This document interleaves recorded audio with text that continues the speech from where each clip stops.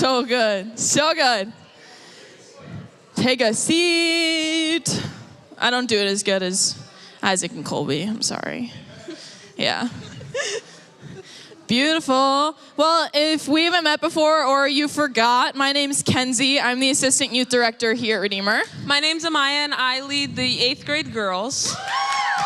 Thank you. And we're super excited that you're here at Redeemer Youth with us. Are you excited that you're here? Great, that's good. That's good. Yeah, They're excited. I feel like that was pretty good. I'll take it. I'll take it. That's good. We have some exciting stuff and some not so exciting stuff coming up here at Redeemer Youth that we have to talk about. The first one is that next week is the last week of Redeemer Youth. I know, it's the last night for the school year, which is a big bummer. Yes, it is, but we have Sloppy Joe's and free food, so. We're gonna hang out, we're gonna have a party, we're gonna reminisce on the year that happened with free food. Yeah, and it's just gonna be a great time, and hopefully the weather's like really nice outside, and that means, guys, that you only have a few weeks left of school at the same time, so really, this is good news. This is good news. School's almost over. We're gonna honor our seniors, have a party, free food. So you should probably be there, and you should probably invite your friends, because it's just gonna be a fun night of hanging out. I agree. I'll be here, and I wanna see all of you guys, so please come. And I wanna meet your friends too, so bring them along. Yes, great news. So then after this next weekend, there's no more Redeemer Youth, but there's other stuff that you can go to, right? Is? There is. I'm pretty confident. Yeah. And one of those things is summer camp. Oh, yeah. Summer camp. Are there any fans of summer camp? That was super lame. Okay, good. I'm also a fan of summer camp. And this, if you've been there, you know it's the best week of the entire summer. And if you've never been there, well, then it's the best week. I'm telling you, it's the best week.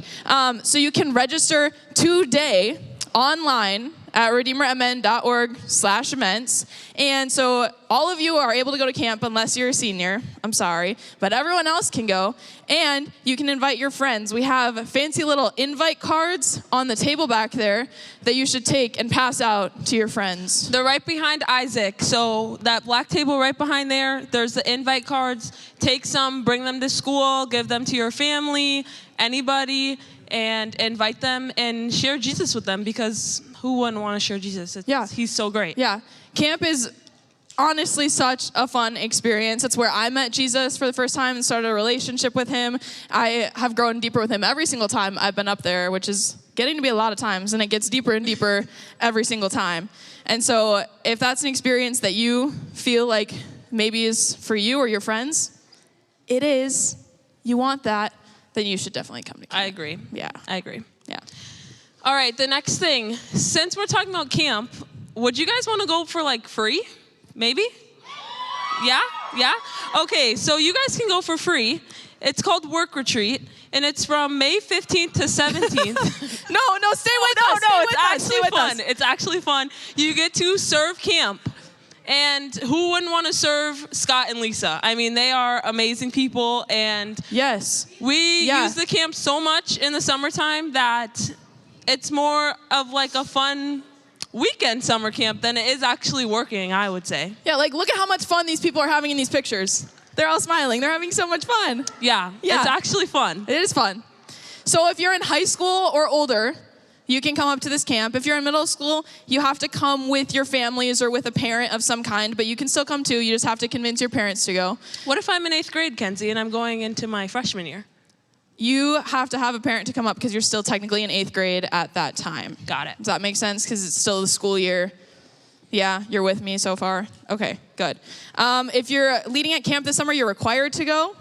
So there's that. And you can sign up on the website. Yeah, guys, please sign up so then Kenzie doesn't have to hunt you down and find you. I know I need to sign up still. So you guys should sign up with me too.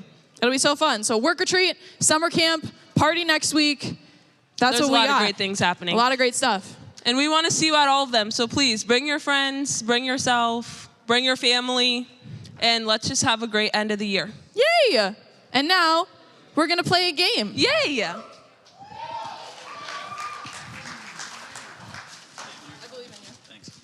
How's everyone doing? That is insane. Come on, make some noise. Please. Yeah, wonderful. All right, I'm Eli, and I lead the junior boys.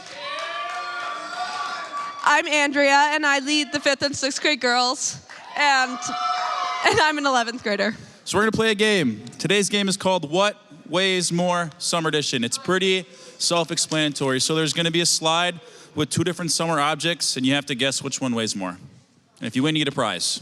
Yep, so Eli will be going out in the crowd and picking a person for each of the questions once we bring up the slide. So there are no teams, it's just whoever answers the question correctly gets a prize. Andrea, what's our first prize? Blue Gatorade. Ooh. I saw Noah's hand shoot up so fast, so I'm gonna go over to him. Yes, yes, yes. All right, Noah, ready? Can you guess which one of these 2 summer items weighs more? A 10-foot inflatable unicorn or a 7-foot beach umbrella? Umbrella. He says umbrella. Let's see. Ooh, I mean Okay, pounds, mere pounds. Sticking with the blue Gatorade. All right, anyone else want the Gatorade?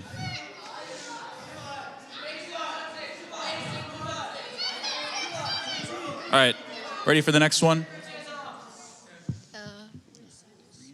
3-inch conch shell or a s'more? Conch shell. Shell? It is the shell. We have a winner. Go ahead and claim your prize. Wonderful. Yeah, go ahead. You can go up and get it. All right. Andrea, what's the next prize? A bag of Nickelodeon Easter eggs Oh, Easter. with candy.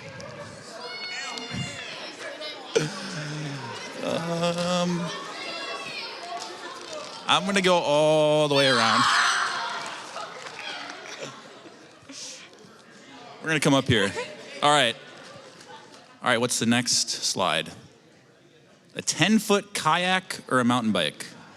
A 10-foot kayak. Kayak? Let's see. It is the kayak by 6 pounds. Wonderful. Megan. All right, next prize. Flavor blasted extra cheddar goldfish. I'm going here. All right, next slide. All right, hot dog and bun and a personal bag of chips. The hot dog. Hot dog and bun? Yeah, 0.2 ounces more. Wow. Wow, wow, wow. All right, next prize. Gummy bears. All right. Yes, I'm coming. All right, next slide. Personal cooler or a 6-pack of soda or pop? Does the cooler have something in it? I would assume no. I'm gonna go cooler. Personal cooler? Ooh. Okay, sticking with the gummy bears. Sticking with the gummy bears. Oh, Mia. All right, next slide. 14-foot inflatable paddleboard or a charcoal grill? The grill. Grill? Ooh, wow. Wow. Are we sticking with the gummy bears?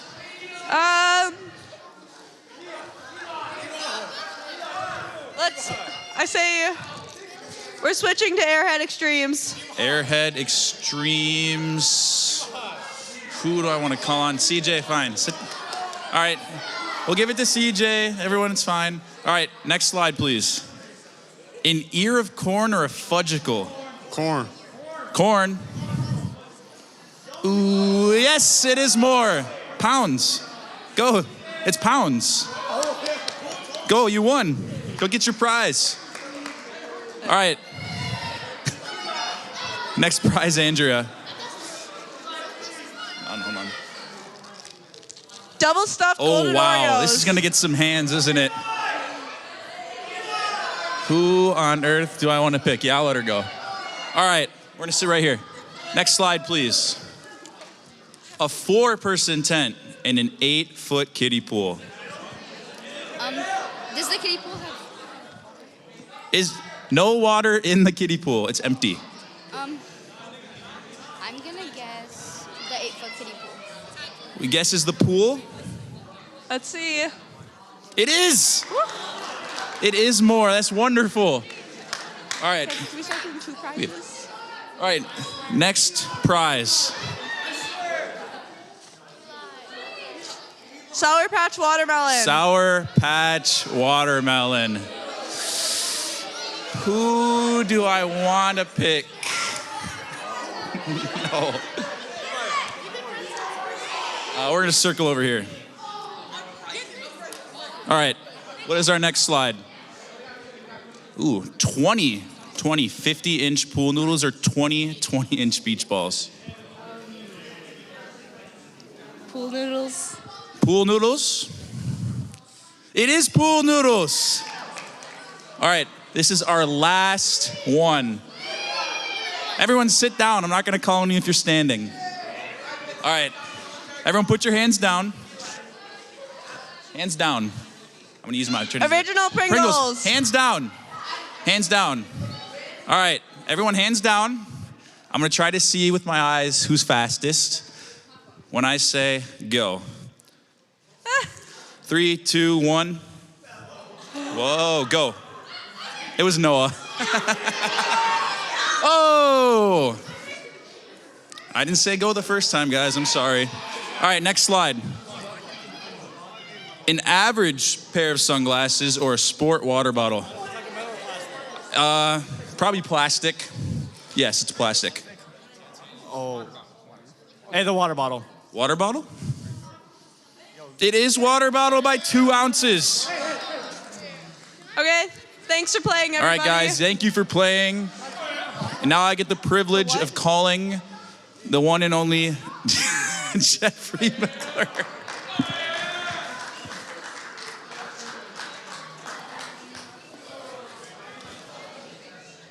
He kind of got it like really exciting there. I thought I was gonna get music or something.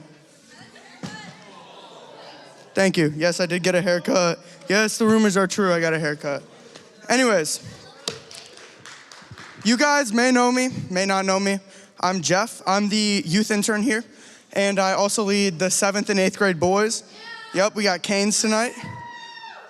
So excited, I can tell. So, yeah, I'm just gonna pray us in, and then we're gonna get going. Lord, I just want to thank you for the opportunity to be here and just to preach over these kids, Lord. I just want to pray that you let me use your words and not mine, and that you can just open their hearts to this message, Lord. I just want to pray that you can show them that even though this is kind of like a tough topic, that you can show them that it's still good and that we can find joy in this topic. In your name I pray, amen. All right, to start off, I want to ask you guys it's a pretty crazy question. How many of you go to school? Raise your hands. Any school, I don't even care. Homeschool, right? Everyone goes to school, right? I have some fun stats. I have some fun stats about school, right? We have roughly 2,000 students who go to SLP. We have around 1,000 students that go to Fridley. And then we have 2,000 students that go to my favorite school, Apple Valley. Yup, go Apple Valley, come on. So you may be thinking to yourself, Jeff, why are you telling me how many kids go to my school? It's literally not important. Today, we're gonna be going through my favorite chapter in the Bible. Well, not my favorite, one of them, it's up there. It's Hebrews 12. When I got asked to do this message, I got to pick whatever I wanted. And I honestly had no idea what I was gonna do until a month ago. And I was reading in my Bible app, and then it opened up to this, Hebrews 12, accidentally. And I was like, okay, this is so good. So yeah, we're gonna start in Hebrews 12:1. I'm gonna be reading out of NLT today.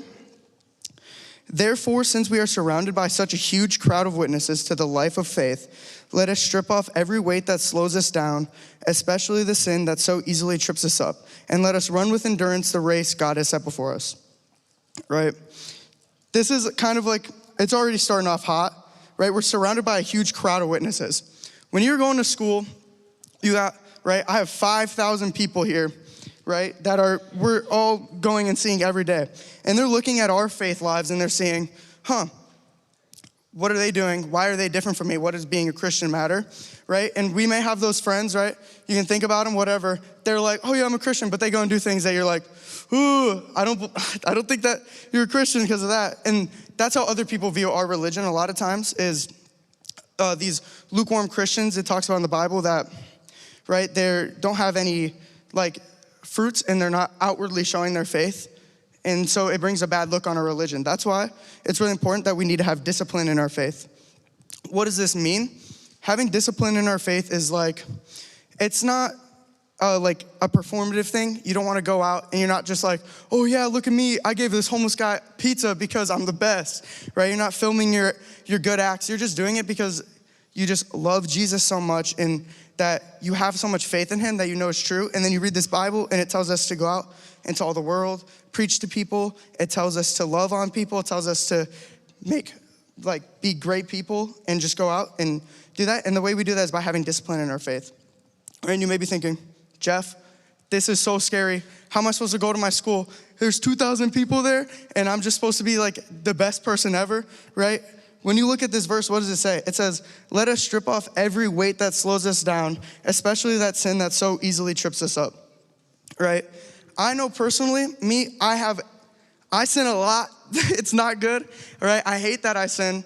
And, it makes me think, oh, maybe I'm not a good person. Maybe I need to stop sharing my faith with people because, right, if I'm not good, then why should I be telling people? Because clearly it may be not working for me so much. But, it's not important because we need to strip off that weight, right? We don't need to carry that weight because Jesus carries that for us.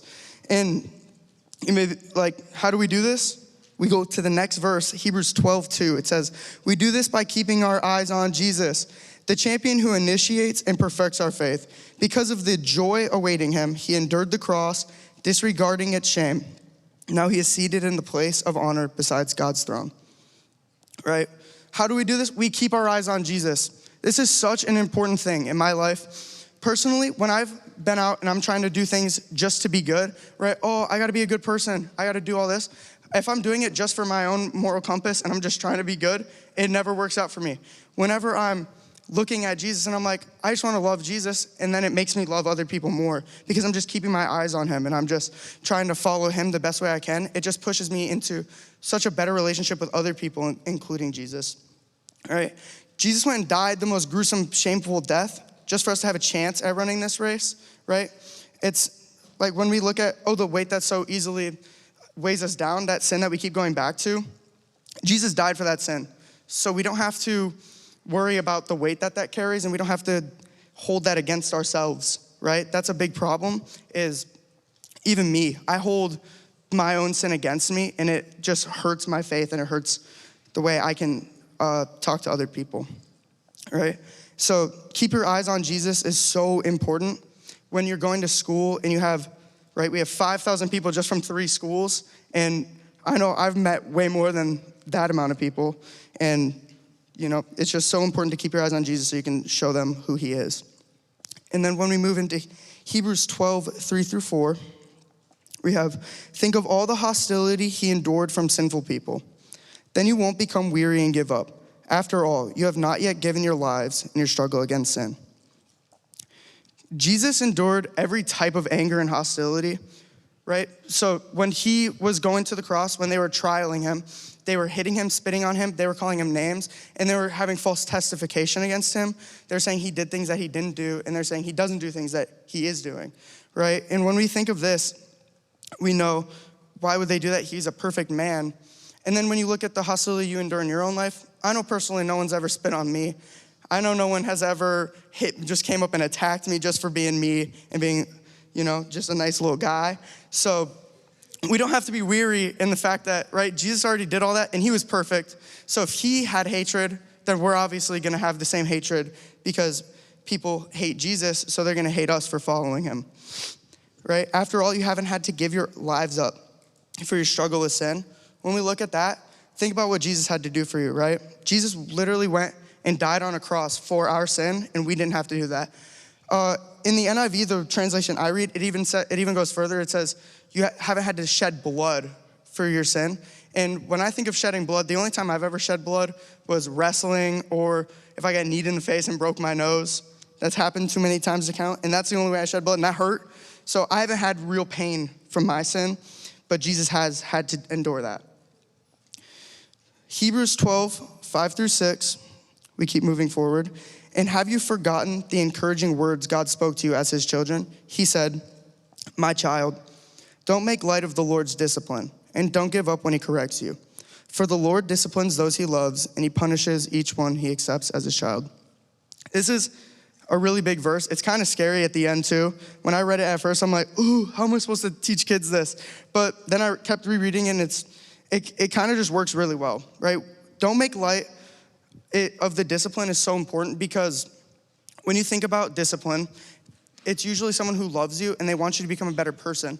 So their discipline is going to shape you into that better person, right? If I sin against God and I get punished for that, I'm gonna grow because I realize what I did was wrong, and I'm not gonna keep doing that sin. Therefore, I'm gonna keep moving forward, and I'm gonna become a better person through that. And don't give up when he corrects you. This is a big one, because personally, a lot of times in my life, I've wanted to give up when God was correcting me. A big thing I used to go through was, I was the most impatient person in traffic. If you drive, I don't know if you understand, you know the normal anger that your parents get to, they're cussing people out, they're swearing. I used to be like 5 levels above that. I was rolling down my window to flip people off. I was just getting upset. I-94 on the way home from church. I'm so mad. I'm flaming red. My knuckles are white on the steering wheel for no real reason, right? It's like, it doesn't really matter if I get home in the 2 minutes I'm gonna be in traffic, right? It doesn't really matter.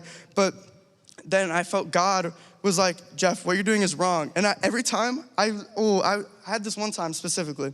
I swore at someone, and then they pulled over, and they got out of their car, and I got nervous because I was not moving. We were at a red light, and they were coming up to me, and then the red light went green, and I was like, okay, God, what was that? And he was like, you're gonna have real repercussions to your actions if you don't tone it down. So, right, don't give up when he corrects you. Sometimes, I get really mad on the road occasionally, but I've definitely been shaped into a way better person on the road, and I notice I don't get angry as often. All right, and he disciplines those he loves, and he punishes each one he accepts. This one is scary, right? It says he disciplines those he loves, and he punishes each one he accepts. When you think about the people in your life who, they go to school and they talk about Christ, they say they go to church, and then they're not following those actions every day. And then you look and they're like, oh yeah, I don't feel the Holy Spirit, and I don't feel like God's shaping me. It's, typically it's because they're not truly going for that faith, and they're just there to be there, and they want to be part of it. I actually listened to a sermon about this because I was like, how am I supposed to preach on this specific verse? It makes no sense. And it's saying, when you look at your life, if you don't look back and you don't see fruits growing and you don't see yourself being pruned, if you guys remember that message, it's where God will cut off certain parts of your life where just to make you a better person so that you can grow. If you don't see that happening, you need to reevaluate your walk with Christ and see if you're really following him because you love him, or if you're just doing it to just be part of something. And it's kind of scary, because even now I'm like, think about this message, I was like, oh, does God really punish me? I was stressing out at Chick-fil-A because I'm like, oh, I don't know if I've been punished. But then you think about it, it's like, it's the little things over and over again. That's what discipline is. When you go against your parents, they're gonna, oh, you took an extra cookie out of the cookie jar? That's not good. You gotta go clean the toilet now. It's not like, oh, cleaning that toilet just affected my life so bad, but it's such a little thing that it's like, yeah, discipline is gonna be, you don't wanna take an extra cookie now because you don't wanna clean a toilet. So Hebrews 12:7 through 9 goes even further through this. As you endure this divine discipline, remember that God is treating you as his own children. Who ever heard of a child who is never disciplined by its father? If God doesn't discipline you as he does all of his children, it means that you're illegitimate and are not really his children at all. Since we respected our earthly fathers who disciplined us, shouldn't we submit even more to the discipline of the Father of our spirits and live forever? Guys, we need to appreciate his discipline. It just goes even further than that. if you have a fatherly figure or anything, they discipline you because they love you and they want you to be better. So we need to see that, oh, God wants me to be better in this area. I should probably listen because he knows all. He has perfect knowledge. So he's gonna tell you exactly what he wants to do, right? Who has ever heard of a father who doesn't discipline, right? I know personally me, I don't really have a father in my life that I've gotten to feel a lot of disciplinary action from. But I wrestled for a long time, and my coaches were basically my fathers. So I had this time in wrestling. It's like the third week into the season, and I really don't want to be there. I don't want to wrestle at all, so I'm not trying. And I shoot a shot on my opponent, and then I get stuffed, and I hit my nose into the mat. It starts bleeding everywhere. And then I go into the back room to go get a little cotton swab for my nose, because I'm like, whatever, bloody nose, happens all day. And then my coach walks in, and I got screamed at for 15 minutes. I tell you, when I got out of that room, they were doing they were doing live. We were doing drills, and then they were doing a whole different thing. And I was crying because I got yelled at for 15 minutes because I wasn't trying. And at the time, I was like, why are you doing this to me? I just want to wrestle, and I don't really want to try today. But at the end, my coach was doing it because he loved me and he wanted me to become a better person. He wanted me to have more discipline in myself so that I can work harder and just become a better wrestler. And the same way goes in your daily lives with your parents, right? They want you to do these things because they want you to grow and become a better person, and they do that, right, out of the love that they have for you. So the Father, our Holy Father, does the same thing, right? And it's just such a hard thing to think about because, discipline sucks. I don't like being disciplined sometimes. I go days where I'll have, I'm locked in, I got my perfect steak and eggs on the wooden cutting board, and then the next day I'm eating a whole Little Caesars pizza by myself, right? Discipline is not easy. So we need to respect God when he punishes us and he wants us to submit to him. And then Hebrews 12:10 goes, for our earthly fathers disciplined us for a few years, doing the best they knew how. But God's discipline is always good for us, so that we might share in his holiness. Our earthly fathers aren't perfect. I know a lot of us have really good fathers, and we look up to them, but they're not gonna know everything, and they're not gonna be perfect. This is something you need to grasp to fully understand why God's discipline is so much better than our fathers, because, right, you're gonna go through things, and they're gonna discipline you, right? So let's say you do something bad that they think is bad, but it's whatever. It's like a normal thing, right? You go out and you run a 5K and they're like, well, we don't want you running because it's bad for you, right? They don't know that running is actually good for you. And so they're gonna discipline you and they're gonna say, no more leaving the house for 2 weeks. And it's like, why are you disciplining me? That doesn't actually matter. And when God disciplines us, it's because his knowledge is perfect and he's disciplining us on stuff he knows causes destruction in our lives, right? So when God says something in the Bible and you read it and you're like, oh, but God, I love this thing. It probably doesn't actually affect me. It's just me, right? God's knowledge is perfect. It wouldn't be in this book if he didn't want us to do that in our own lives, right? God's discipline is perfect, and which is why another reason we just need to respect it even more because, right? We look back at everything. It's gonna be my driving story, right? I thought that it didn't actually matter, that I was cussing people out on the roads, but I don't know what they're going through in their day, and maybe I just caused them to go home and cry for 3 hours, and then they just take it out on other people, and the pain just keeps going down, right?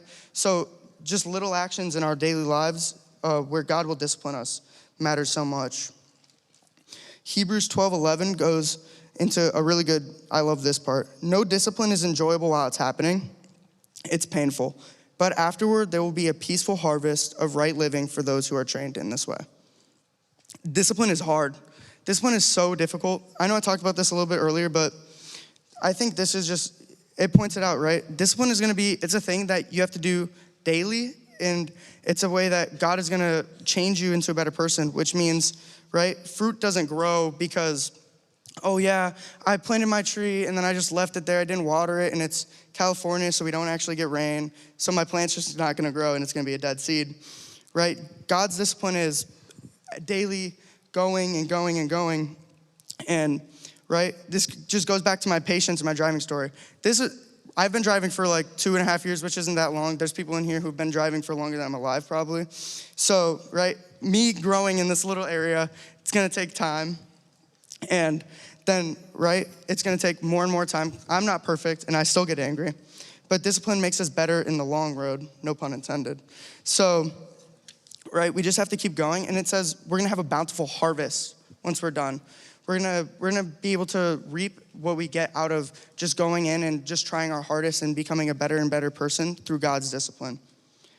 And then Hebrews 12:12 through 13 says, so take a new grip with your tired hands and strengthen your weak knees. Mark out a straight path for your feet so that those who are weak and lame will not fall but become strong. It's just double downs on the strength and endurance, right?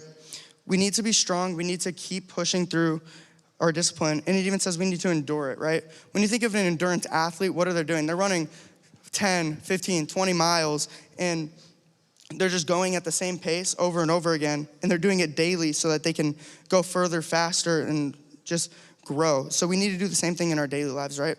Whether it's 5 minutes reading our Bible, or it's 5 minutes just sitting there listening in silence to God, right? We can build it up, and we're gonna keep growing and growing because it takes a long time, and that's how fruit grows. And then, so with all of this, we need to have discipline in our faith, right? With discipline, we're gonna grow and we're gonna become better. The way that we do this is by keeping our eyes on Jesus, guys. Jesus is kind of like the perfect epitome of a man. He is literally, he came here, died for us because he saw what we do in our daily lives, every sin, so we don't have to feel that weight anymore. And he just knows that we're gonna be stronger because of this, right? God knows what he does for us is gonna make us stronger, right? So I'm gonna pray us out, and yeah. Lord, I just wanna thank you for this message. I wanna pray that you can help everyone in here feel your discipline, and I pray that you can just show them that working hard to be there for you and working hard for our faith grows great fruit, and that we can really reap what we get out of it. Lord, I just want to pray for encouragement and endurance over these children. I pray that you can just show them that even though discipline is hard and it takes a long time and it just takes valiant effort over and over and over again, that you can just show them that the path is great and you love us throughout the whole way. And I pray that you help these kids use this message for good. I pray that you help them show this to their friends, that they can grow in their faith. And I just want to pray that you can help show everyone the love of Christ in here. The big part about this message is that we're going to go into our daily lives and we're going to go to school, and we need to show them that we're Christian. We need to show them what God's love is, and the way that we do that is by staying disciplined through you, Lord. In your name I pray, amen.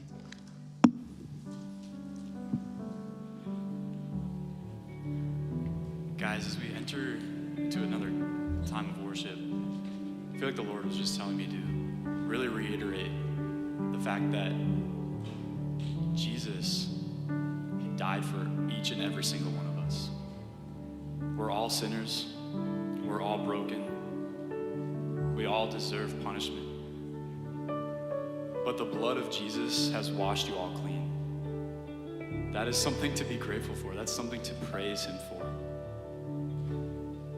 Let's really just soak that in as we enter this time of worship together. Just think about that.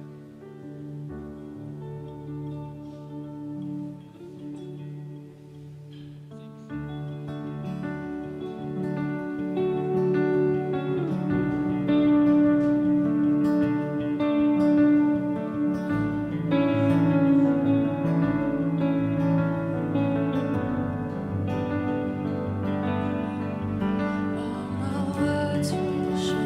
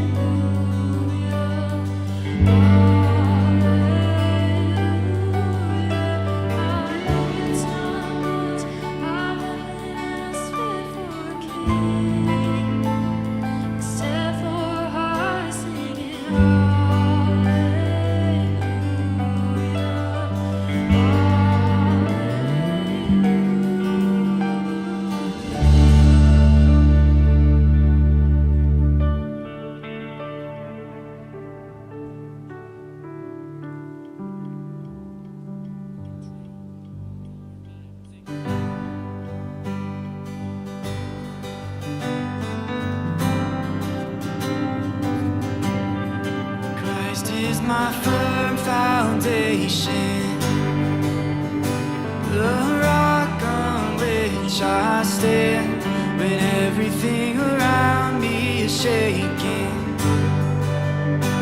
I've never been more glad that I put my faith in Jesus. He's never let me down. He's faithful through generations. So why would he fail now? He won't.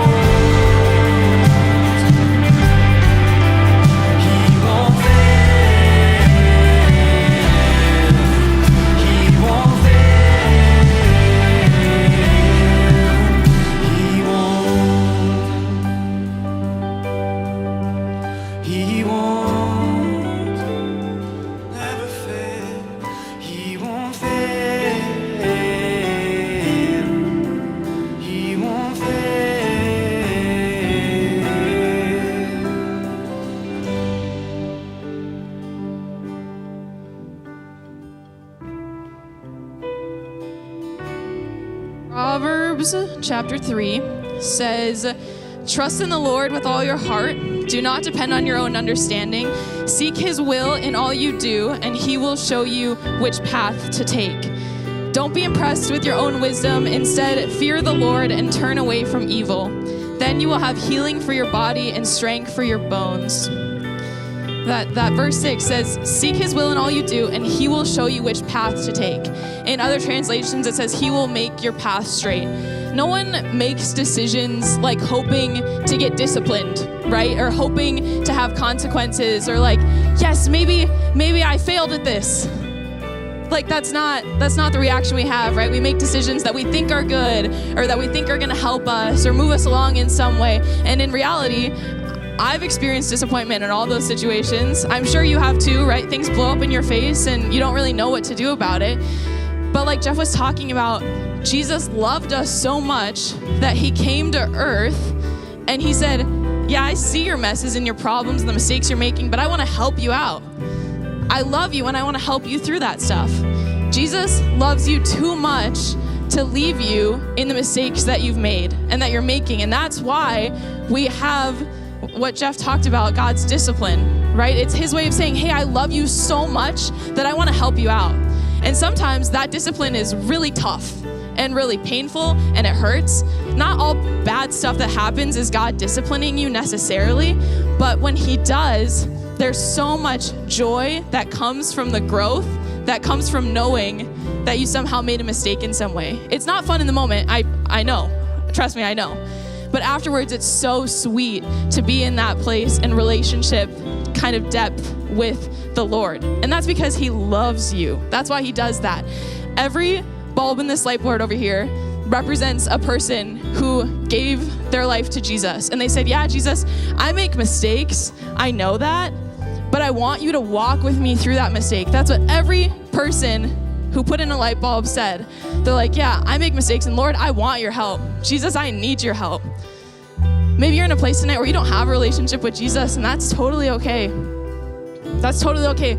But I want you to know that he wants to have a relationship with you. He sees you, he loves you, he sees the tough stuff you're walking through, and he wants to help you. He wants to walk with you through that. Or maybe you're like, yeah, I've been following Jesus forever. I know all this stuff, but I'm still experiencing this really hard thing in my life. Jesus is calling out to you too. He's saying, look at me, run to me, keep your eyes on me.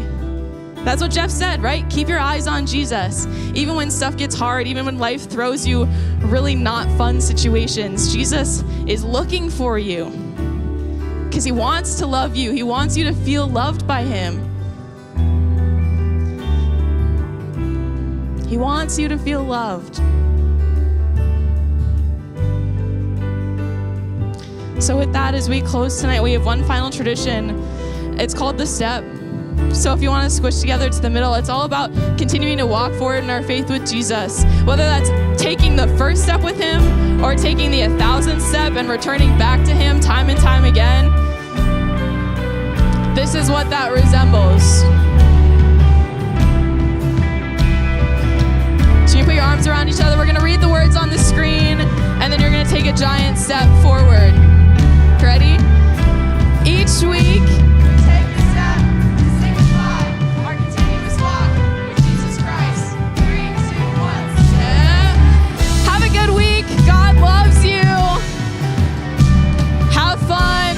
Make good choices.